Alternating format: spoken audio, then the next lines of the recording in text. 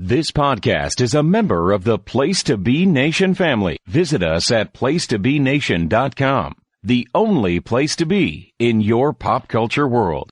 This is It Was a Thing on TV. Spoiler number 1 is Dr. Lee Franz. It stinks. What is going on? What is going on?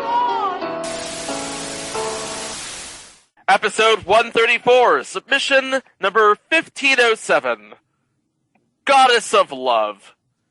Goddess of Love was a made for that aired on NBC on November 20th, 1988. Did you say made for? I said made for. As a made-for-TV movie. Yes. Her world is a world of passion. No man can resist her. She comes from another time and place. She's Vanna White, and someday she's the goddess of love. The background of this episode will be told in the form of a timeline.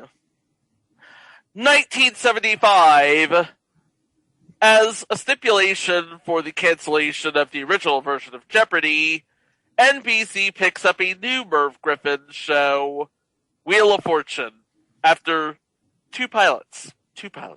Never heard of it. Well, I don't know if we'll ever cover them, but there were two pilots. Yeah, one by Ed Kooky Burns and one by Chuck Woolery. Never heard of them. 1983. Spurred by the success of the network version, Merv Griffin sold Wheel of Fortune to syndication. Around the time there was a bit of a shakeup in personnel. Just a bit of a shakeup. The delightful Susan Stafford was replaced with a young actress / model who came from North Myrtle Beach, South Carolina, and whose two appearances were in a forgettable TV movie. I don't know if it was a TV movie, but it was a forgettable movie, and one round of The Price is Right. And that woman's name is Vanna White. Oh, yeah. Guys, Vanna White in the 1980s captured the heart of America. Where couldn't you find Vanna White in the late 80s? You had Pat and Vanna actually doing like a railroad tour. They actually went by train across the country, and they were greeted by humongous crowds, absolutely amazing, thousands of people at every stop. But then also Vanna was so popular, she had her own book, her autobiography, Vanna Speaks. And if that wasn't enough for the guys out there, she was in Playboy magazine. Ooh! Yeah, but yeah, and if I remember correctly, Merv was not terribly pleased that she did Playboy because she has a very wholesome image.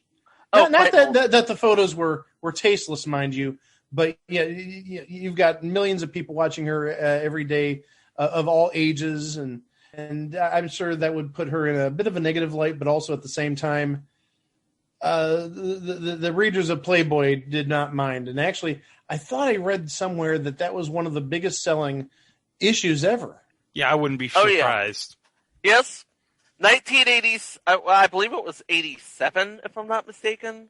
Mike? 87 was like her year, yes. Yeah. Well, while America is in the grips of Vanna-mania in 1987, back in February or March of that year, we get the feel-good sleeper hit of the first 3 months of 1987. That would be Andrew McCarthy and Kim Cattrall. Yeah. Mannequin. Oh, yeah. With Estelle Getty, G.W. Billy, Steve Vinovich, and, of course, Meshack Taylor. Meshack Taylor as Hollywood. Hollywood! By the way, come and get me, Hollywood! By the way, Steve Vinovich, we'll cover him in future entry Going Places. And honestly, if you've never seen this movie before, what podcast are you even listening to? Oh, Mannequin. God, what a classic it is. I need to see the full movie. I'm sorry. I have not seen the full movie. You've never seen... I've never seen the full movie. Okay, you've seen bits and I've seen pieces. pieces and parts, but not the movie in full in one sitting. Hey, I love Mannequin, but to me, it's not Andrew McCarthy's best work. It's obviously Weekend at Bernie's. We all know this. Well, Oh, yeah, of course. that's a fact. That is Obviously. a fact. Obviously. Okay, so all of these timelines would converge in late November of 1988. We have Vanna White, a borrowed story from Mannequin, and, well, yeah, they converge and we get this. Yeah, We get we get this. Okay, good night, everybody. Yeah, that's the show. Good night. You want more. Okay. Yeah. Well, okay. Well, before we get into the details, most episodes end with the review, but this review is so important that we're going to stick it in the beginning. This movie's terrible. Yeah, it is. Yeah, now the show's done. That's all you need to know. Good night. Yeah, folks, I gotta let you guys know. I paid $4. American money. I paid actual money to rent this movie on iTunes because I didn't want to pay the money to buy this. I didn't want this in my video history forever. And I'm so glad I just paid to rent the movie. I'm so glad I didn't pay the $2 extra to have it in my iTunes videos forever. You cheap ass! It was $2 more. Yeah, it was. and then you would you pay the $2, you would have that movie forever, and then you could tell people, hey, I have that movie with Vanna White in it. Do you really think I would brag to people that I have in my iTunes? I've seen you brag to people about less, Greg. That is true.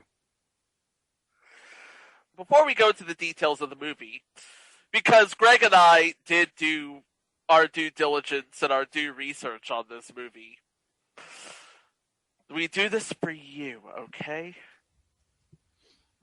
Let's talk about the characters. Obviously, you have Mighty Aphrodite herself, played by Vanna White. You know she prefers to be called Venus. Fine! Venus!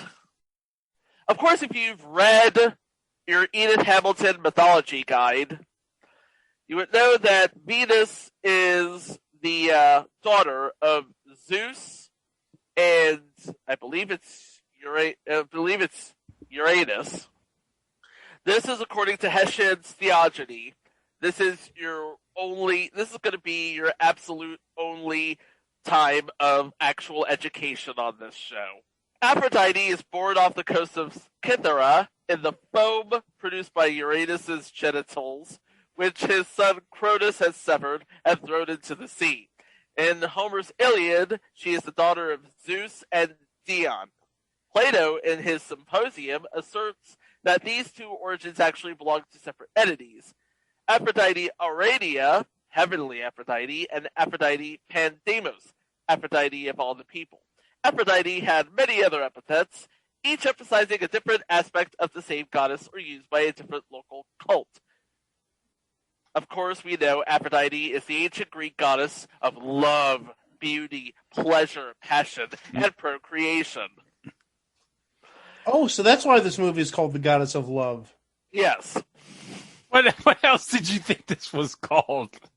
Well, I'm describing it for our listeners in case they didn't make the connection. Yeah. And of course, we all know, to put a long story short, Aphrodite was a wild child. Oh, yeah. Yes. She likes to start stuff, man. She likes to get freaky.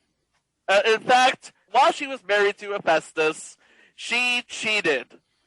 Multiple times. Oh. Multiple times. But that's not why she's in trouble in this movie. We'll get there.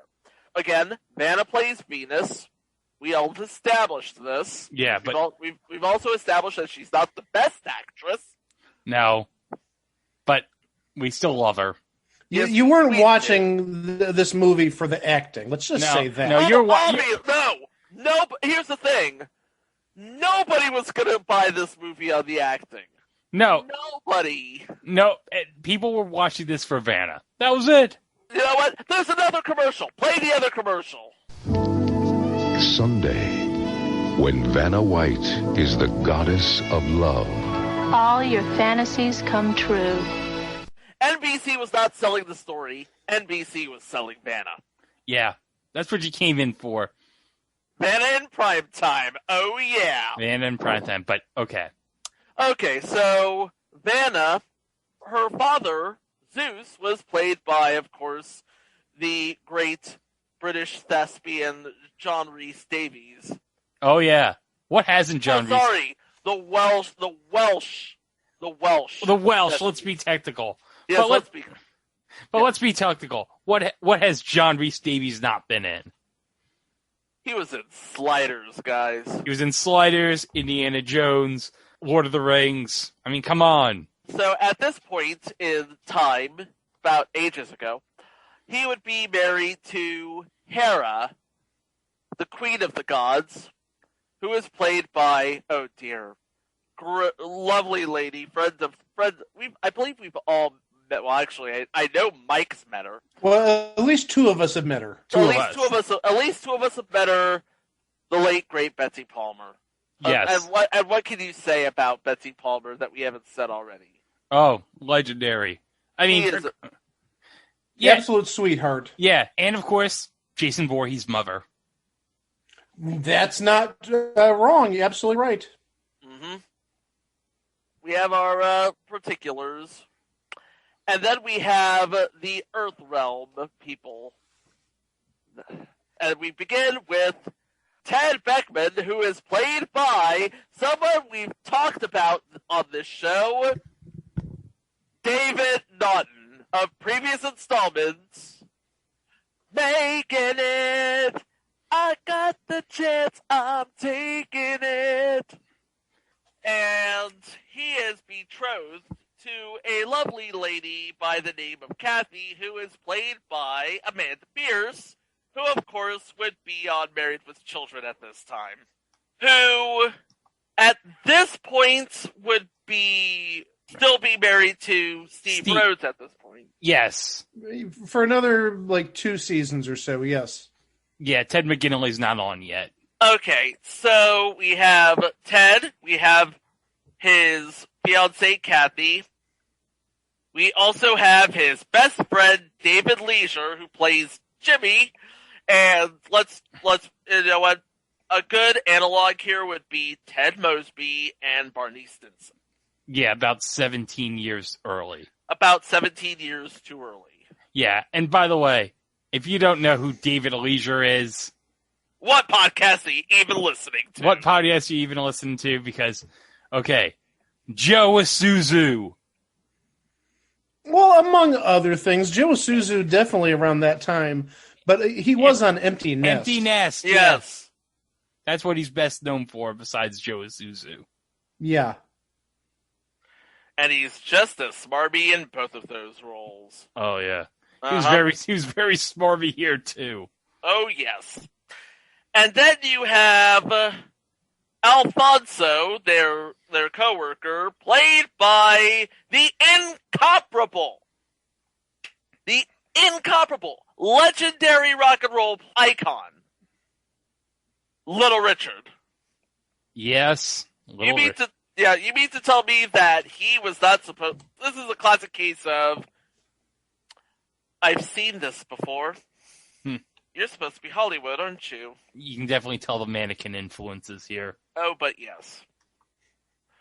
So, now that you have all the major players out of the way, now, of course, there are a few minor players, and we'll talk about them as we go along talking about this movie. But right now, you have a bare minimum understanding of what this movie is about. Okay, so now we're going to give you the I guess, the details. Yeah, I guess. Sorta. Okay. Alright, once upon a time about 3 weeks ago. By 3 weeks, I of course mean 3,000 years ago. Yeah. Zeus has drug his daughter Venus in for what looks to be basically the mother of all come to Uranus meetings. You see what I did there? Yeah. Anyway, among other crimes, and this is all backed up by mythology, Venus is being charged with the deaths of 3 mortals. Not to mention that little thing that she did with Paris and Helen of Troy. So, Oh. yeah, Venus was like, Helen, you swing at the queen. You best not miss. Mm-hmm. And by the way, this is all backed up by mythology, so good job there. But I'm afraid this is as good as the movie's ever going to get. Yeah?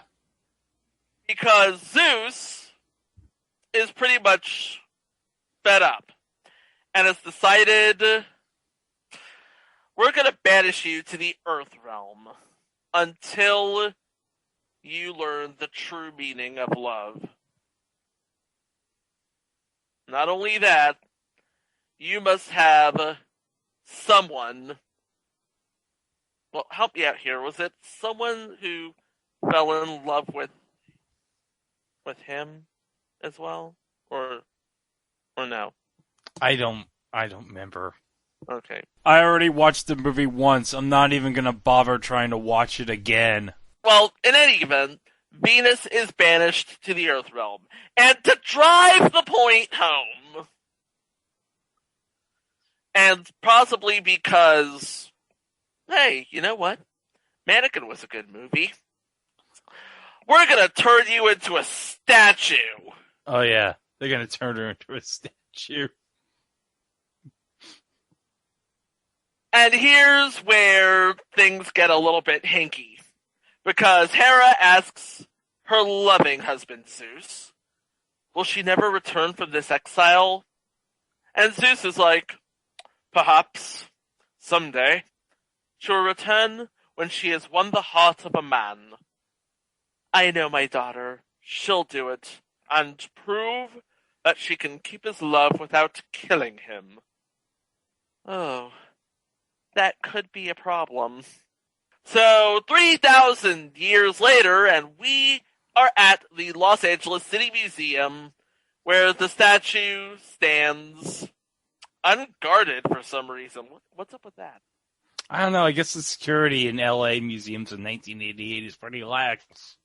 I mean, we established in the Mr. Ed L.A. Dodgers episode that security would in 1963 would just let a horse into a ballpark. So I've assumed that 25 years later, security in L.A. has still not gotten much better. So we have a statue who on full display for whoever, and in comes these 2 ruffians, these 2 bumbleheads, these 2 comic relief thieves, Joe and Mac. Joe and Mac. I remember when they were cavemen ninjas. Oh, jeez. Yeah, I should be ashamed of myself. Anyway. That's really a stretch. Just a bit, yeah. So Joe and Mac have devised a plan to steal the statue, which, let's be honest, it doesn't look like a marble statue. It's basically what television calls an antique marble statue. That is, one made out of plaster, obviously. So Joe and Mac are in drag, which is just odd because they don't have to be in drag to do this. This is just... Why are they in drag? They're just going to take it off anyway. Exactly. So they decide, once the crowd's cleared off, they're going to take the statue And, I don't even know what they're going to do with the statue. They just want to take the statue. Yeah, they don't. I don't think they explained why they need to take. I think they said they were going to take the statue somewhere. Yeah, but they never explained where. I thought they were going to take it to South America or something. Yeah, but what would they do with it in South America? I don't know. Maybe a museum in South America wants it. I don't know. I don't know either. Okay, so we go to the Heads Up hair salon where we have Jimmy and Ted getting their quintessential 80s haircuts. And Ted is explaining to Jimmy basically how being engaged works. It's like, as soon as this ring goes on Kathy's finger, she is mine forever. So Jimmy's like, yes, she gets you forever. I just want you right now. And by right now, I mean tonight at this bachelor party. So there you go. He's at a bachelor party, and while he's at a bachelor party, getting felt up by every drunk, high, and horny lady in Los Angeles, Joe and Mac need to hide the statue somewhere until the buzz blows over. So they decide to hide it in a statuary garden. That makes sense, right? Statuary garden? And it just so happens to be the Pleasure Gardens next to the Pleasure Gardens Dancing Club. So as soon as Ted decides he wants to be a upstanding, good-hearted citizen, which, by the way, he totally is, really. Oh, yeah. He decides, okay, you know what? I need to take a walk. So he takes a walk into the statuary garden where the bad guys are hiding because they're hiding the statue in the statuary garden. Oh, yeah, and wacky shenanigans happen. Ooh! Wacky shenanigans. Here's the statue. And, Ted and Jimmy could really just have it just explain how being married works. Like, ring plus finger equals marriage. Yeah. But Jimmy's dumb, so he needs a prop. So Ted's like, oh, I'm just going to put this ring on this statue. I'm sure nothing's going to happen. Yeah. Ring, statue, marriage. And it's not just any ring. This is Kathy's family heirloom wedding ring. Oh, no. And cue some special effects, and the wedding ring that easily went on the statue, all of a sudden, it can't come off. It can't come off. It could easily fit on the statue, but they can't get it out. I mean, unless a person would have broken the ring finger off of the statue and just taken the ring, but that's not going to happen, is it? I'm sure it's impossible to break the statue, seeing that Venus is a person in a statue. Yes. So Hera has finally, and Hera's basically like, oh, my daughter's going to get married. Oh, she's found her true love. Oh. So she convinces Zeus to free Venus from her sleep forever spell. Bada bing, bada boom. Here's your co-host. Oh. Yeah. So basically, Venus has only so much time to get Ted to fall in love with her. Oh? And if they don't, she will return to her statuesque state for all eternity. Oh, no. That's horrible.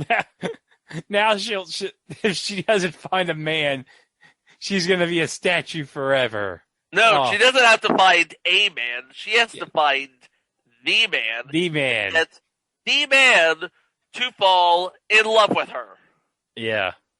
And eventually, Venus does find Ted and explains this whole story that 3,000 years ago she was put under a spell, and now that the ring is on her finger, hey, guess what? You and I are engaged to be married. But, Chico. But that's not how it works. That's not how it works. Greg, how does it work? Ring, finger, ceremony, marriage. That's how it works, people. You obviously, and obviously, comic shenanigans ensues, especially when Venus gets a look at Kathy, who is returning home from a trip from somewhere, and she gets... Oh, no, she's not happy. She's like... She's not happy one bit. She gives you the finger of doom. She's like... She's just... Spite!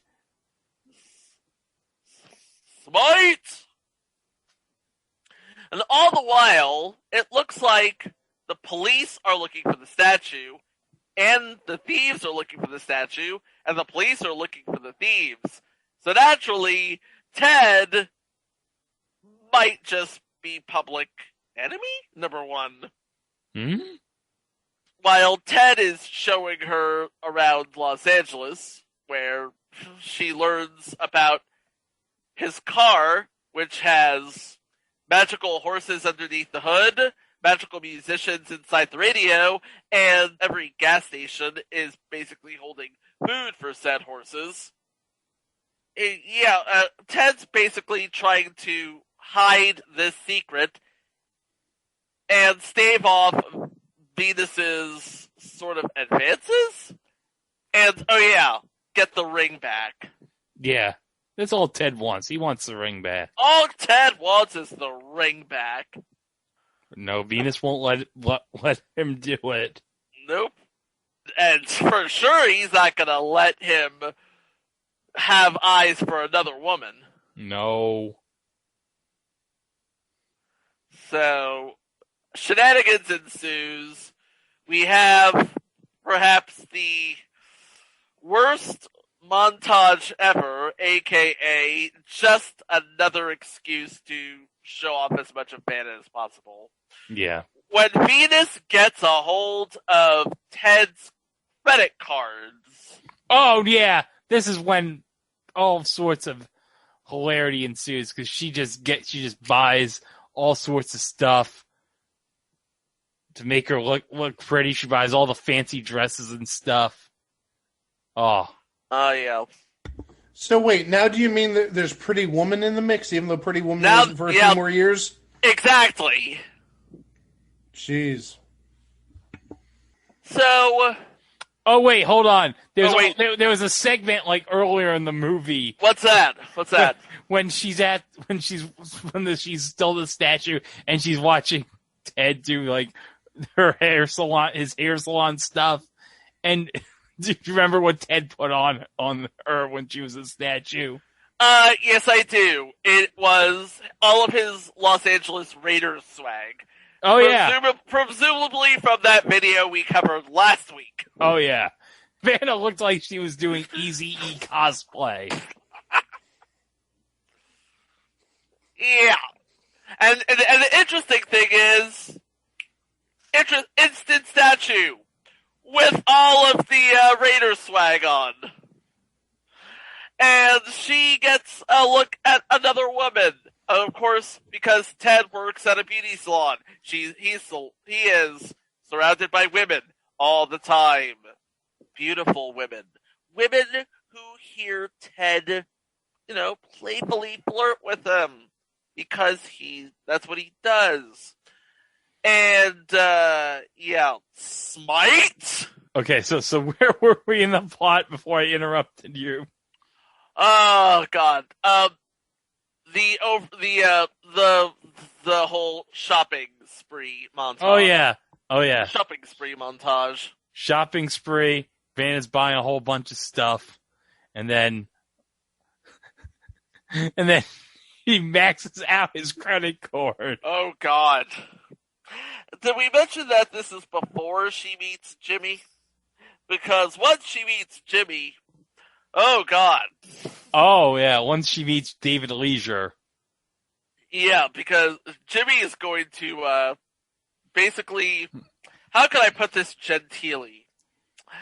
He wants to spin her wheels and buy her vowels.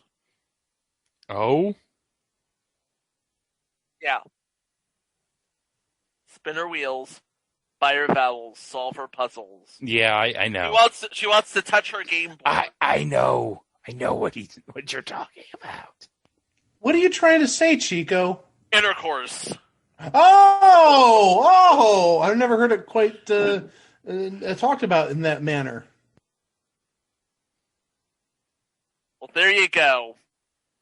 He wants to do that stuff. So, obviously, she only has eyes for Ted because, hi, Ted's ring. It's getting close, and Ted has not gotten the ring, so he needs Jimmy to do the next best thing. Buy the dummy ring. So buy the dummy ring, and, keep Venus away from the wedding. Easier said than done, isn't it? Mm-hmm. Wait, hold on. Venus is still trying to win Ted over Kathy, because, let's be honest, she hasn't learned anything about true love yet. No. For a goddess of love, she could be really dense about the whole subject. Oh yeah, she really is. It's like Howie in the Poland show. For someone so smart, he's not that bright. For someone who's a goddess of love, she really is unaware of how love works. Yeah. So she goes to the one person who might be able to help, and it just so happens that they got into an argument as soon as they first meet. That, of course, would be Alfonso, Little Richard's character. And, let's just say she's put in rollers, those foam little snake-looking things. Oh yeah, and one of those classy mud masks that were so popular in the 80s and are still popular now. And she's not happy with this. No, how can I put this? Smite! Oh yeah. Little Richard gets it from Vanna. And so does the inside of the hair salon. Oh yeah. So, and funny thing is, everybody seems to be nonplussed about this. There's nobody thinks to, look for a blonde lady who may look like Eazy-E, wearing a mud mask. We can't forget the mud mask. And meanwhile, while Ted is going to lunch with Kathy, and Venus is smiting the, beauty salon, we see the thieves try and scope out Ted's swanky pad, trying to get a look at the statue. They don't get a look at the statue, but they do get a look at Jimmy in a frizzy blonde wig, trying to, make it look like the statue has come to life or something. I don't know. I don't know what the point is of David Leisure and drag. I really don't. No, nobody wants to see David Leisure in drag. But the thieves finally make their move, try and steal the statue, and it just so happens, the statue's not there. Because guess who, bitches? Who? Smite! Oh. Yeah. And this leads to a quick arrest, and they're still looking for the statue. Like, it's like, how is this even going to work? Well, cue the day of the wedding. Because Ted and Kathy, despite all of Venus's wiles, are about to get married. Until, if anybody has any objection to this wedding, speak now or forever hold their peace. Doors fly open, and in comes Venus, still wearing Ted's ring. Oh yeah, because he was gonna have a fake ring. Yep. You don't forget about that fake ring, because Jimmy did find a fake ring. And apparently Kathy is very smart because she sees right through it. Yeah, she's like, this is nothing. Where'd you find this? In a Cracker Jack box? She didn't actually say where'd you find it. It was in Cracker Jack box, but I wish she had said that. Well, obviously, Ted takes Kathy and Venus and explains the whole shoot match, and at long last, Ted finally declares his undying love for Kathy. And Venus doesn't take it well. No, she doesn't. But for all her smiting, she couldn't bring herself to smite Ted. Because, guess what? Are you ready for this? She's finally learned the meaning of true love. Just as she is resigned to her fate as a 5'4" plaster cutout, Zeus decides to release her from her spell. Just kidding. She gets frozen. Again. But, because Venus learned a lesson, she's going to get another shot at love. Mm-hmm. And the whole thing basically ends with Kathy tossing her bouquet in the air and somehow it ending up in the hands of Venus. Who somehow is magically back in the museum in L.A. And that's the movie. There you go. Now, Mike, you've been listening to Greg and I do our damnedest to try and summarize this movie for podcast purposes. I'm ready to hear your thoughts here.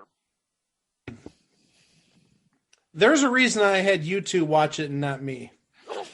Because you don't want to waste 2 hours of your life watching this. And $4, yes. And $4. 2 hours of, yeah. Well, no, it wasn't 2 hours. It was an hour and a half. But I mean, you had to watch freaking the Super Broker Shuffle last week. You're like, nope, not watching Goddess of Love. The Super Broker Shuffle was at least sort of entertaining in a corny way. I just remember this somewhat from my childhood. I didn't see the whole thing because, school night and all that other stuff. But I just remember it was awful back 32, 33 years ago at this point. I feel awful I'm sorry. is an understatement. I'm sorry you were subjected to this. Hey, it's on the list for a reason. Yeah.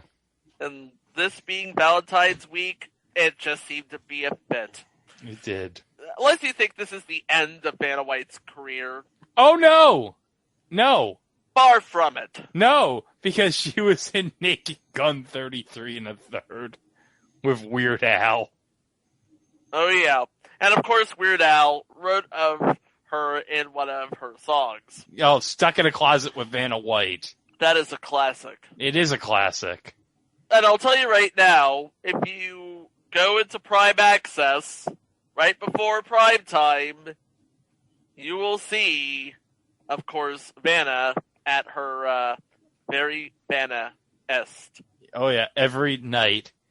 At least here in New York, every night at 7:30. And here in on Raleigh, Channel 7. And here in Raleigh, also at 7:30 on Channel 11. And Mike. And the way it should be, Wheel of Fortune first, then Jeopardy. No. This man! No. This No, man! that is not how it works. No, As I that's the said, way. That's the way that God intended it to be. Wheel of Fortune first, then Jeopardy. No, if ABC owned and operated stations have it Jeopardy at 7 and Wheel at 7:30, that is the order. Yes. That is the way it should be. That's the way it always is, and we liked it! And are you going to disagree with the House of Mouse when they're making so much money? No. Nope. Oh, I say screw the House of Mouse. Well, okay. So what have we learned, kids? Wheel of Fortune, good show. Vanna White, good co-host. Mannequin, great movie. Yes. Goddess of Love, No. just a thing on TV. Yeah. This wasn't good. And Wheel of Fortune at 7 is the natural order. No, not this. Are we? Oh, You know what? Screw You know what? Screw this. Screw this. Okay, no, All right, no. Mike. Because you said that. Guess Oh no, what? no! Guess what? You asked for this, buddy. You asked for Hit it. the music. Yeah. Hit the music. You're damn right.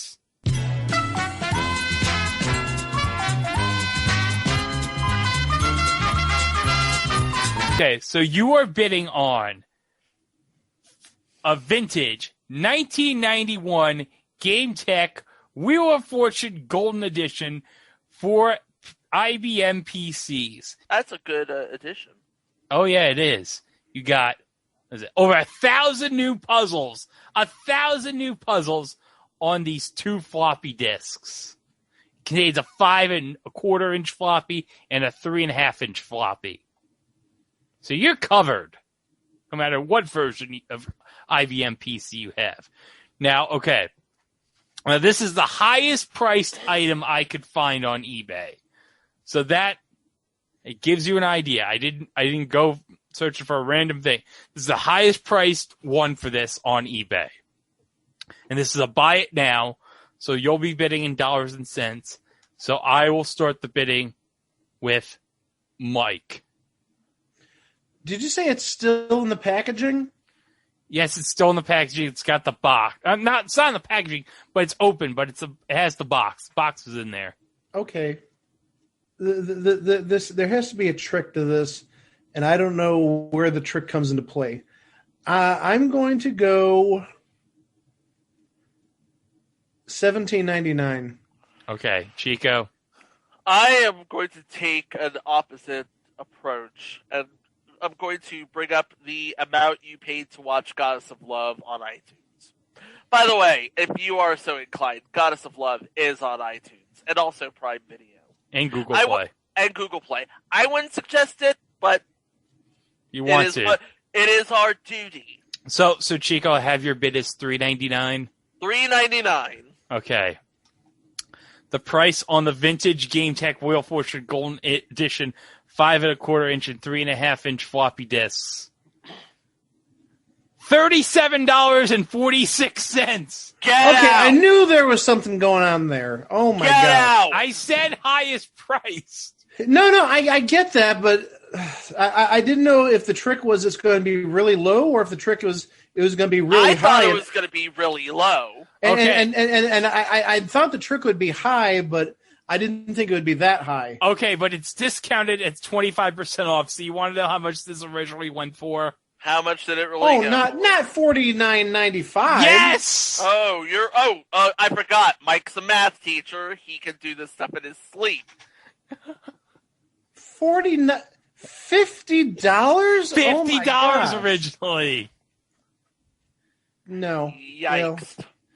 Well, someone would buy it, but not me and not at that price. Even though it is a good addition. Yeah. It's not terrible. It's not the worst. I mean, what's the best Wheel of Fortune game on video game wise? Like the ones run from Hasbro Interactive in the late 90s, early aughts? Without question. Without question. That would be my vote. Yeah, has the video of Vanna and everything. Oh, yeah, and you got Charlie O'Donnell announcing. Yeah. It's everything you would want for a Wheel of Fortune back in the late 90s, early aughts. Yep. And then came the advent of the Wii, the Me, and whatever the Xbox has as the Me. And the avatars. The avatars, and things took a turn. Yeah. Yep. Yeah, well, the whole game had taken a turn by that time. You know, the crossword and what are you doing, and yeah. But hey, how many game shows have been on the air for close to like 50 years at this point? True. Not just 50 years. Not just almost 50 years, but 50 years continuously. 50 years continuously, and next year is going to be like, 40 years of Pat and Vanna together, if you think about it. Oh, yeah. Which is crazy. It's like, there's going to be, I don't know, fireworks. Yeah, next year, yeah. Mm-hmm. Wow! Where is she? Bob Uecker. She's here. Where is she? No, Uecker, I got bad news for you. Vanna White just left. They told me she was just here, No, Gino. you missed her. You of all guys, not my buddy. Come on. Hey, you've been going all over this building, scouring this building for Vanna White. And I'm sorry, pal, I have to tell you this, Bob Uecker. I don't know if she wants to see you. She wants to see me. She wrote me all kind of letters. She wrote 2 letters? Yeah, some guy named Vance White. No. This is Vanna White from Wheel of Fortune. Bob Uecker, I'm sorry. Let's get back to Gorilla and Jesse. I'm sorry about that, pal. I don't know what to tell you.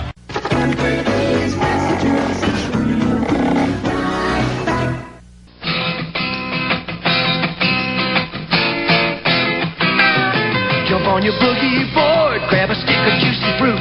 The taste is gonna move ya. Take a sniff, pull it out. The taste is gonna move ya when you pop it in your mouth. Juicy fruit is gonna move ya.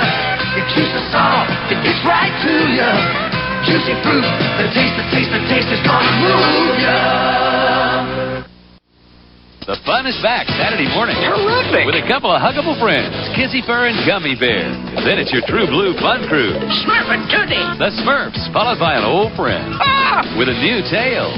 Kill me. It's Alf and Alf Tales. Then for Double Trouble, it's the Chipmunks and Ed Grimley. Get close to your senses. Saturday morning. Bo knows baseball. Bo knows football. Bo knows basketball, too. Bo knows tennis? No.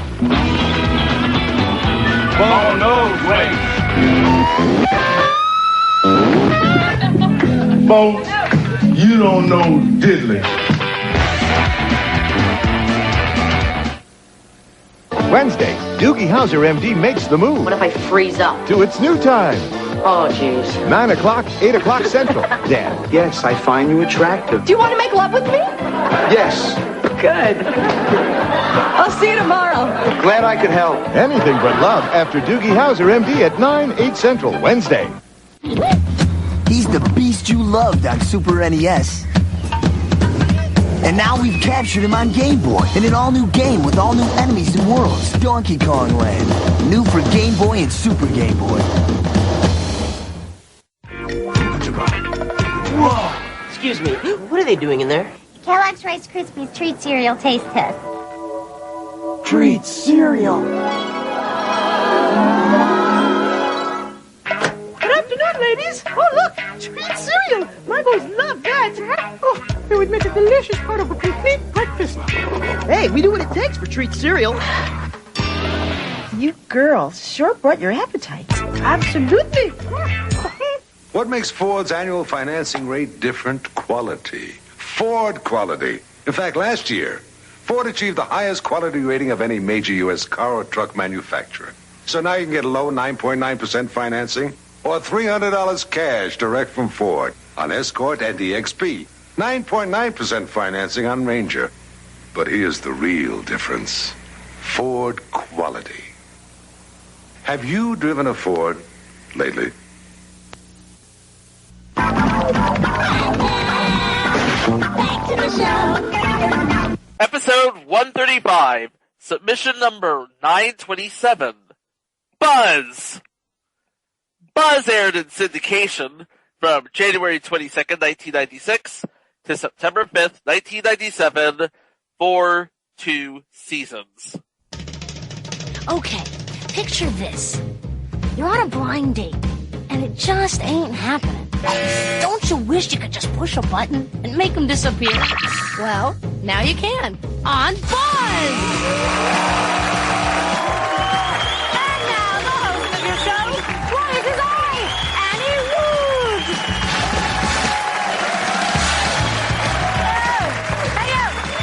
Welcome to the show that crosses blind dating with the 40-yard dash. We will watch as our first buzzer chooses a mate. Later on, we'll see how well they match up when they compete for cash and that big date in Simpatico round. And in the final buzz, the winning contestant will have a chance to buzz the buzzer if they so choose. Well, this being Valentine's week, we would be remiss if we did not include some sort of dating type game show. But the dating game was just too darn legendary, wasn't it? Yeah. So we didn't want to necessarily talk about the dating game killer because 2020 did that like a month ago. Yeah, and we already stepped on 2020's shoes with the previous installment, the first episode of 2020. Oh, yeah. Oh, by the way, we forgot to mention the previous episode, Goddess of Love, Venus is watching the dating game in one scene. I just wanted to add that on from the previous episode. Now, hold on. The new dating game with Jeff McGregor, or I presume it's the new dating game with Jeff McGregor. Ah, yeah, because it would be 1988. And, yeah, we all know who Jeff McGregor's father is. The one and only. Say it, Mike. Greg, you have a statue of him in your backyard. Yes, McLean Stevenson. Indeed. Oh, yes. All right. So we're looking at something that is just as good as the dating game, maybe a little bit better, but not quite as long running.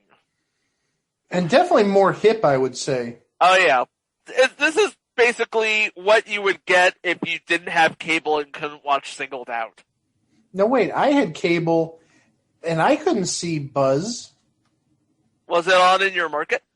No, and it was on WGN also, and we didn't get WGN at the time. I didn't get WGN either, but I know here in this market it aired on Channel 5, WNYW, the Fox affiliate. Yeah, and in this market it aired on 40, which is now the Univision station. So we did get it, Greg and I. Of course, last year, during the pandemic, it aired on Buzzer. Moved around a bit because reasons. Because people believe a dating show shouldn't be on a classic game show channel. It's Buzz's classic! I don't care what anyone says. Classic. I mean, it may not be a name show, but it was a fun show. It was very fun, and it was solid. It was absolutely solid. And it really didn't age itself all that much. Well... No, I said that much. I didn't say it was totally free of it. Yeah, so... Okay, so basically what Buzz is the dating game on speed. No, seriously. The first game of every episode was with one bachelorette and 4 guys behind the screen wall. She could hear him, but she couldn't see him. Now, she is allowed to ask each guy one question. And after the introductions, the bachelorette decides to choose the man that she liked the least, and they were... Now, this was complicated because they wouldn't be necessarily eliminated, just, you know... Eliminated for now. Eliminated for now. However, the other 3 would move on to the next round. Yeah, what the deal was she picked the first of her 3 bachelors, and she would question them, and once she either didn't like their answers or decided to keep that bachelor, the round would end if she kept him. If she didn't want to keep him, she'd hit a buzzer. There's your name, Buzz. And then one of the other two gentlemen, her choice, would come out. And she could use as much of the time that's left over. And the same situation applies. If she likes him, ding, ding, ding, keeps him, the round's over. She's found her match. Had a bell. They literally had a bell. They literally had a bell with a handle, and they rang it, sort of like a school bell. And if they didn't like the second person, well, here comes bachelor number 3, the leftover bachelor that she didn't kick off originally. And again, the same thing applies. If she likes him, ding, ding, ding. If she doesn't like him, what happens now is she's automatically stuck with the original person she gave the boot to. Mm-hmm. So the flow chart is one of the 4 bachelors is gone before we get into the preliminary stuff. And then she picks one bachelor. If she doesn't like him, out comes bachelor 2. If she doesn't like him, out comes bachelor 3. If she doesn't like him, she's stuck with bachelor 4, the person that she originally eliminated. Not only that, now this is something that has rarely happened. If her 2 minutes expired, she was stuck with bachelor number 4.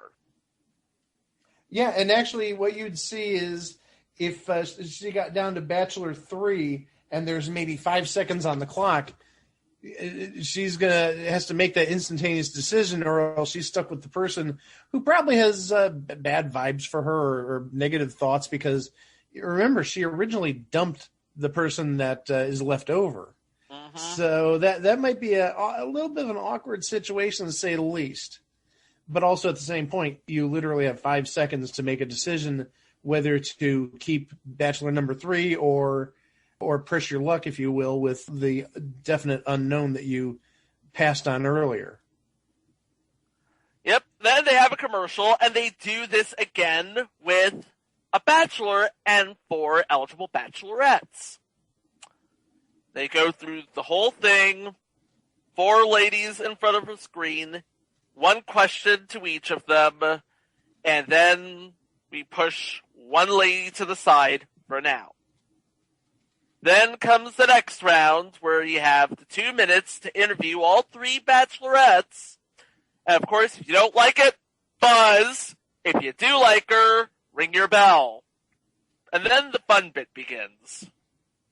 The final round, well, not the final round, but the Simpatica round, where both couples are basically competing against each other to see who can match the most. Who's the most compatible? Yes. Yeah. They need to be of one mind, if you will. Mm-hmm. And each match was worth, in early installments, $50. In later installments, $100. And if they got a perfect 6 out of 6, that's $1,000. Was it 6 out of 6 or 7 out of 7? It might have been 7 out of 7. I'm pretty sure it was 7 out of 7. It was 7 out of 7. And the team, romance is dead, ladies and gentlemen. And the couple with the most matches goes on to play Final Buzz. But in any case, both couples kept the money that they won. Which is cool. I mean, it's a low-budget show. You're not going to break the budget by giving money to everybody. And we should say, if there's a tiebreaker, they actually did sort of like a Card Sharks type of question, which had a numeric answer, and I believe it was just the closest won the game. Not necessarily closest without going over. That was changed in season 2. It's okay. We did use Price is Right rules then at one point. Yes. And of course, if both couples went over, then it would be the couple that is the closest. So the winners go on to the final bonus round called Final Buzz. And the roles were reversed, with the original bachelor and bachelorette being asked one final question by their prospective mate. If the mate rang the bell, they win a date, everybody's going home happy. All expenses paid. Good stuff. If, however, the prospective mate buzzes, well, the bachelor goes off their little loser way, and the mate gets a consolation prize. So there's a little temptation in there. If you would you like to go on the all expenses paid date with this person, or would you rather win, say, a $300 gift card to a .com that hasn't existed in 20 years? Yep. Yeah, I mean, that's more, well, I don't know about necessarily .coms because that's sort of early in the age of .coms, but they were small prizes. I remember like camping gear and maybe some sort of electronics. Nothing terribly expensive. No. I don't know. The date would probably amount to being close to $300, so it's like 6 to 1, half dozen to the other. Just about, yeah. Okay, so that was basically the entire show in a nutshell, and now here's all the bits that sort of A, made it stand out, and B, sort of endeared it to at least the three of us here. First of all, we can't talk about this show without talking about Annie Wood. Yeah. And I will tell you right now, she was the perfect host for this. Yes. Oh, absolutely. She kept things moving quickly. She was always on. And on a show like this that moves incredibly quickly, you have to be always on. And she was always on. Yes. Yeah, she was quite vibrant. Quite vibrant and quite funny, too. It's like, this is the only game show on television where you don't actually have to know stuff. That was a shoot, brother. Yep. And you can tell that she is genuinely, interested in all of these people's lives. And that's the sign of a really good host, when they have a genuine interest, right? Yep. Oh, yeah, you don't want somebody mailing it in. No. And she did not mail that in. She owned every bit of it, and I respect the hell out of that. Respect. It's like you want to talk about somebody who should still be working in game shows right now. You'd be talking about Annie Wood. You will put some respect on her name. Silence. Okay. And another thing is, most shows like to steer away from being incredibly irreverent. No, not Buzz. This show owned its irreverence. Yeah? I have a list from our good friends at Fandom of all the put-downs used when somebody used their buzzer. Oh, no. Somebody compiled a list of all these? Somebody compiled a list, and it is on the internet, and I will share it with you. Oh, God. Adios. And so it goes. Aw, shucks. Be good to yourself. Bye-bye. Check, please. Down in flames. Drive safely. Exit to the rear. Game over. Go to your room. These get so much worse. Keep the faith. Keep on trucking. Later, guy. Pack your bags. Return to sender. Say it ain't so. Scoot! Too hip for the room. Whatever. Win some, lose some. Whoop, there it goes. Oh. That's my favorite. Yes. That's my favorite, by the way. That is very timely. Beautiful. Y'all come back now. You're excused, and your table's ready.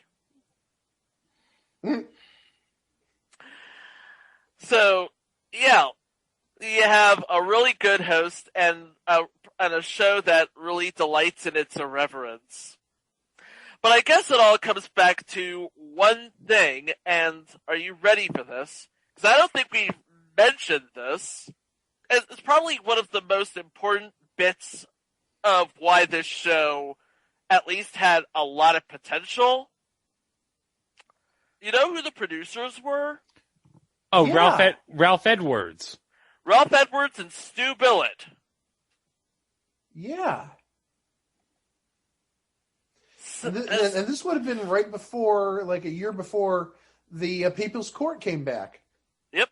It would be right before the People's Court came back, and Ralph Edwards and Stu Billett were actually still very much in the game. They were just, looking for their next big thing, and this could have been it, but it wasn't.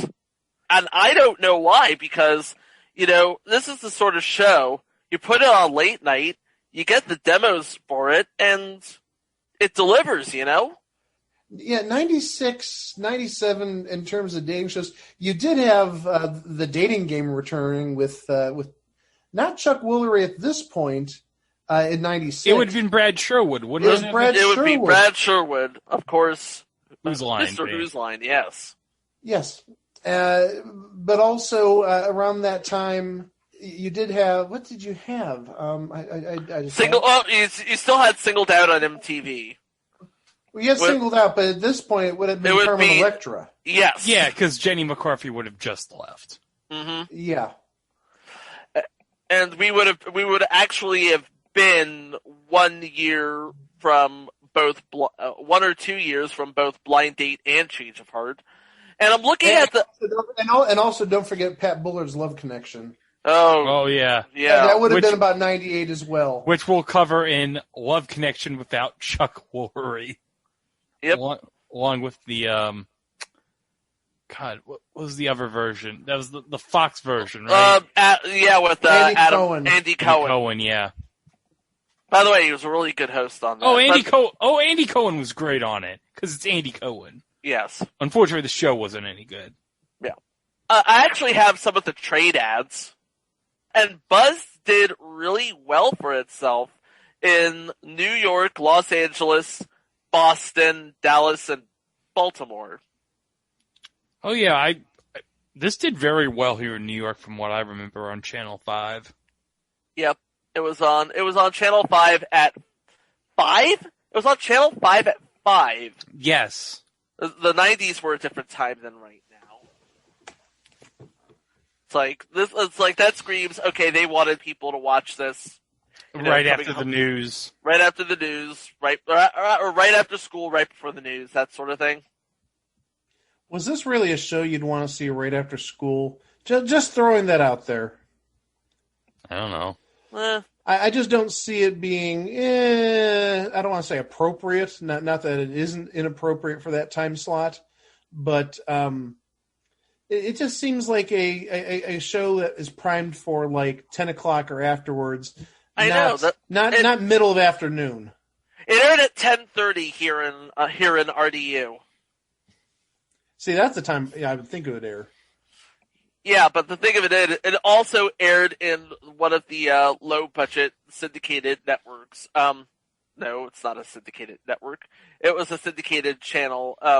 KFT 40, before it was a Univision owned and operated, was the low-powered syndicated outlet out of Fayetteville. It actually ran the first season of To Tell the Truth, believe it or not. So. Oh, the John O'Hurley version. Yes.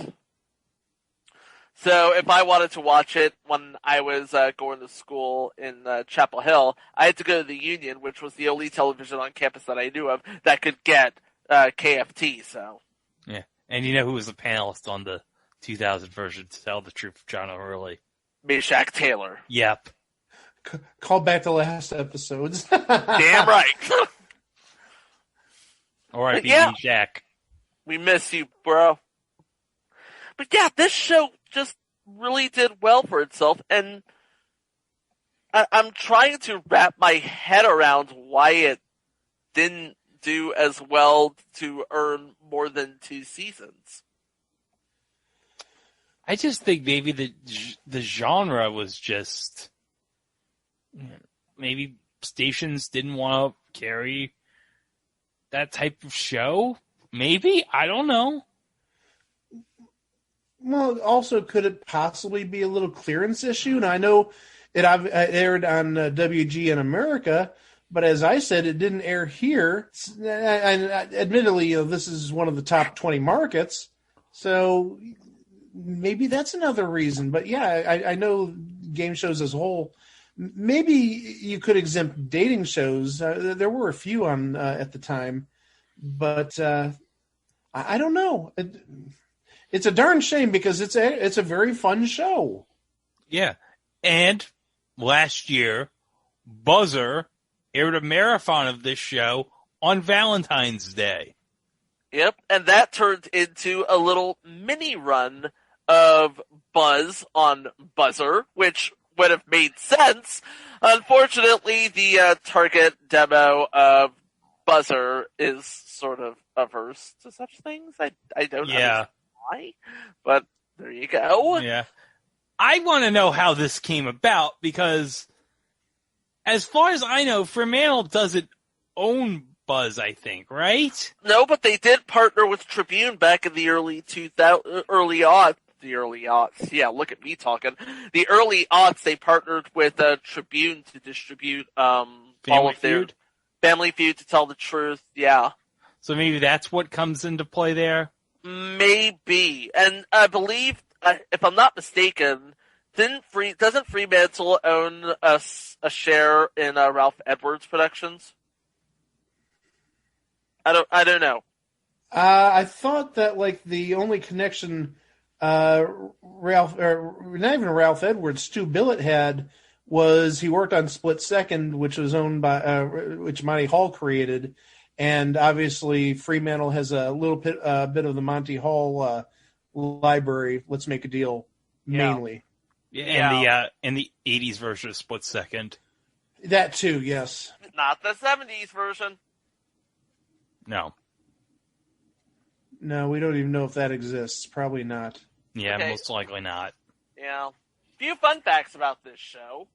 There was a version in Germany and Greece, and both were equally short-lived. Oh, wow.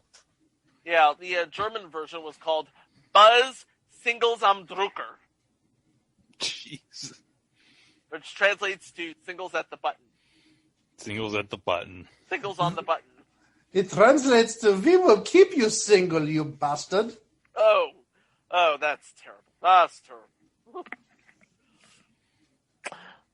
And a Greek version ran in 1998. Oh. Equally short-lived. Another fun fact, I remember the episode, but I never bothered to record it because I wasn't big on recording at the time. I did not have the All My Stories tapes. Sorry. The All My Soaps VHS tape from Scotch. I'm sorry, I just did not have it. One of the contestants on Buzz was a young actor by the name of Selwyn Ward. Who'd that guy be? Now, if you don't know who Selwyn Ward is, go back and watch either the latter season of Power Rangers Turbo or the entire season of Power Rangers in Space. Okay. He plays T.J. Johnson, the red Turbo Ranger and the blue Space Ranger. Okay, this might make sense because I think I was checked out by Turbo. Yeah, you were checked out by Turbo, and yet you came back for Space. Which I totally understand. I did the same thing. Oh yeah, everyone came back and when they thought, wait a minute, Power Rangers in space? What? Huh? And the amazing thing is, from what I understand, the Super Sentai season was based off of, had nothing to do with space. Nothing to do with space! Mega Ranger had nothing to do with space. It was about video games and the internet and hackers. And then they were like, Saban was probably like, you know, forget this. We're going to just take them off into space. Like, screw this. We're going to space. That was very out of the box thinking by Saban to do that. You know what? Props to Chip Len. He's a genius. But yeah, Buzz honestly deserved a better fate than what it got, and that was just to be forgotten. Yeah. I mean, it had a solid game element, a great host. It reveled in its. It didn't take itself too seriously. Thank you, Mike. God, that was going to drive me crazy. I mean, this should have been incredible. Unfortunately, it's just a thing on TV. Yeah. Yeah, in a sea of dating shows, this was something special.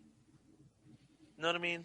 It could have been something special. I just, again, don't think there were enough eyes to notice it was something special. Yeah. It's like everything about this was just, it was special. It was a breath of fresh air. And unfortunately, I guess me being 15 at the time or 16 at the time, I was probably the only one who saw that.